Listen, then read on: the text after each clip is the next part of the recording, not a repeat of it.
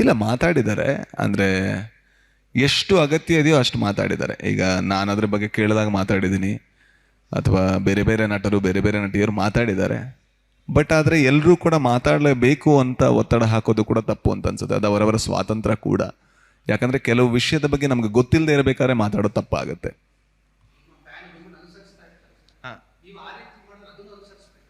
ಅರ್ಥ ಆಗಿ ಇಲ್ಲ, ಅನುಸರಿಸ್ಬೇಕು ಅಂತ ಹೇಳಲೇ ಇಲ್ಲ ನಾವು ಯಾವತ್ತೂ ಕೂಡ.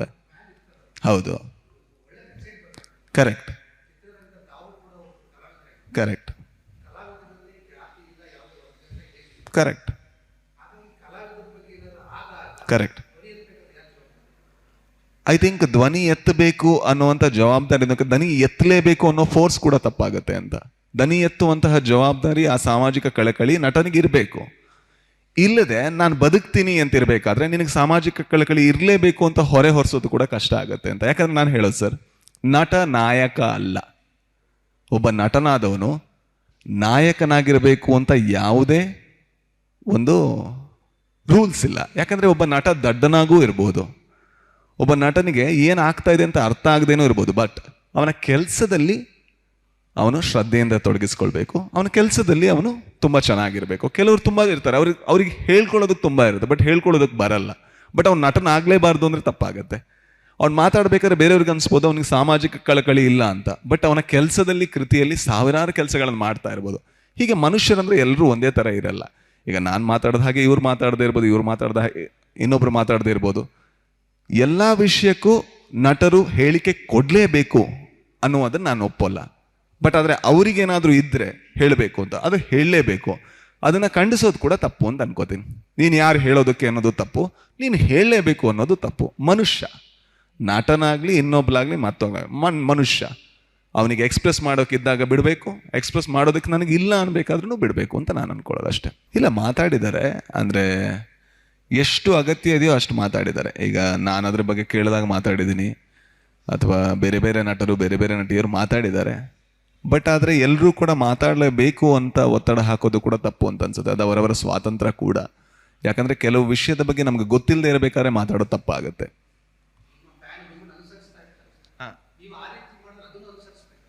ಅರ್ಥ ಆಗಿ ಇಲ್ಲ, ಅನುಸರಿಸ್ಬೇಕು ಅಂತ ಹೇಳಲೇ ಇಲ್ಲ ನಾವು ಯಾವತ್ತೂ ಕೂಡ.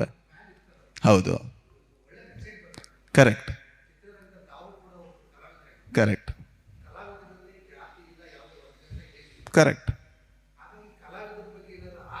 ಕರೆಕ್ಟ್. ಐ ಥಿಂಕ್ ಧ್ವನಿ ಎತ್ತಬೇಕು ಅನ್ನುವಂಥ ಜವಾಬ್ದಾರಿ, ಧ್ವನಿ ಎತ್ತಲೇಬೇಕು ಅನ್ನೋ ಫೋರ್ಸ್ ಕೂಡ ತಪ್ಪಾಗುತ್ತೆ ಅಂತ. ಧ್ವನಿ ಎತ್ತುವಂತಹ ಜವಾಬ್ದಾರಿ, ಆ ಸಾಮಾಜಿಕ ಕಳಕಳಿ ನಟನಿಗೆ ಇರಬೇಕು. ಇಲ್ಲದೆ ನಾನು ಬದುಕ್ತೀನಿ ಅಂತ ಇರಬೇಕಾದ್ರೆ ನಿನಗೆ ಸಾಮಾಜಿಕ ಕಳಕಳಿ ಇರಲೇಬೇಕು ಅಂತ ಹೊರೆ ಹೊರಿಸೋದು ಕೂಡ ಕಷ್ಟ ಆಗುತ್ತೆ ಅಂತ. ಯಾಕಂದ್ರೆ ನಾನು ಹೇಳೋದು ಸರ್, ನಟ ನಾಯಕ ಅಲ್ಲ.